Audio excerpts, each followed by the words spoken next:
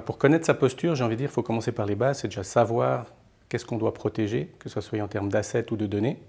Parce que si on ne sait pas quoi protéger, on est un petit peu embêté de savoir si on est bien ou pas bien. Et puis derrière, peut-être de s'assurer avec un certain nombre de tests que ce qu'on a protégé, c'est réellement protégé. Et puis peut-être d'avoir une visibilité holistique de la couverture des activités qu'on est censé gérer ou traiter pour être sécurisées. Alors il y a des organisations qui ont plus de problématiques de compliance, donc de s'assurer qu'on règle ces points-là. Puis toutes ont la problématique de s'assurer qu'on a bien mis sous contrôle les différents points. Et pour ces différents points, il existe un certain nombre de frameworks. Ça permet en fait d'avoir un peu un cahier des charges holistique de qu'est-ce que vous devriez faire pour arriver à sécuriser une organisation. Peut-être avoir deux types de prestataires, le prestataire avec qui vous travaillez habituellement, puis peut-être de temps à autre un autre qui vient pas contrôler, mais simplement avec un autre regard pour avoir un autre avis. C'est un peu, si vous avez une grosse opération à faire d'un point de vue santé, vous n'allez peut-être pas juste écouter un seul médecin, vous allez peut-être prendre 2 ou 3 avis.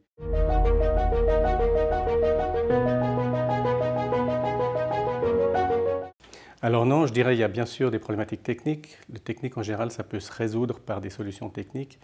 Par contre, il y a quand même des problématiques non techniques, comme ce qu'on appelle aujourd'hui les 2 plus gros risques, ce serait le risque humain.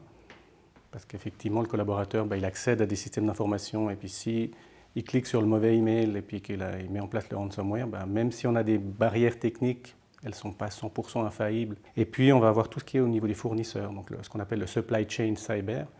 Parce que moi, j'ai peut-être ma société, j'ai travaillé avec une société informatique, et puis malheureusement, ils ne sont peut-être pas aussi doués que ce qu'on pensait, et puis ils sont peut-être fait pirater, puis par collatéral, moi aussi.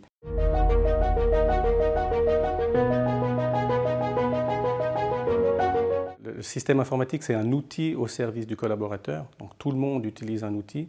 Et l'outil est au service de quoi? D'atteindre un objectif. Donc si l'outil n'est plus disponible, ça peut aller jusqu'au pire des cas à la faillite de l'organisation. Donc ça, c'est vraiment le pourquoi. Puis le comment, j'ai envie d'avancer peut-être l'idée de responsabilisation. Si j'ai cet outil, il faut que je m'assure de pouvoir continuer à l'utiliser. Et comment on va pouvoir le faire? C'est en sensibilisant, en formant, qu'on ait conscience que ce n'est pas anodin si on reçoit des emails, peut-être de vérifier d'où ça vient. Parce qu'on peut mettre beaucoup de techniques en place, mais il y a quand même toujours le maillon faible quelque part qui risque de faire le mauvais choix ou le mauvais clic.